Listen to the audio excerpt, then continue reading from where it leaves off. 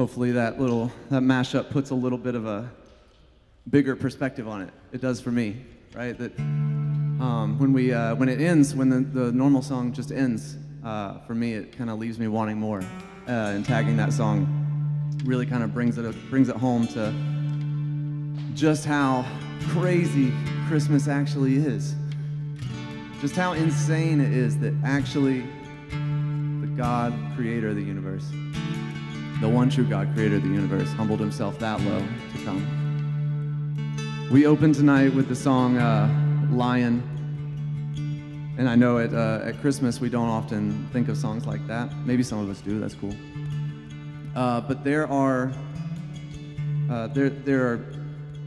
moments in history, like the birth of Jesus, where God does things in an unexpected way. The birth of Jesus is probably the most unexpected of all the things that God did. You know, you can look back at certain stories in Scripture and be like, oh, well, the Israelites didn't expect him to part the Red Sea, but he did. The Israelites didn't expect him to feed 2 million people with bread from heaven, but he did. But even all of that, it's funny because I can look at those kind of miracles and be like, those are big miracles. And then it comes to Christmas and I'm like, yeah, Jesus was born. Cool. What? Right? And yeah, we can even do that with the resurrection as well. We can be like, yeah, Jesus is dead, 3 days, I get it. Especially for a lot of us who maybe grew up in church and just have heard it a lot throughout our lives.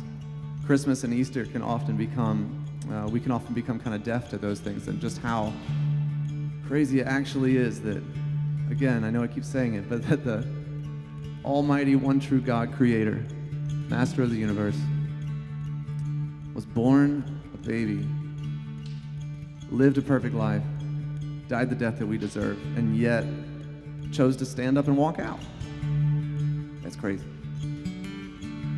And so this song is to the tune of Come Thou Fount. I hope you'll like it. It kind of covers that whole thing, that whole experience there. And if we can have just a moment here to kind of settle into these next couple of songs and really start to consider what it means that Jesus came the way he did, an unexpected way.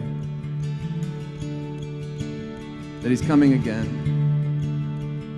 They expected the Messiah to be a conquering warrior, a conquering hero. He actually was, it just wasn't the enemy they thought he was going to conquer. They thought he was coming to overthrow Rome.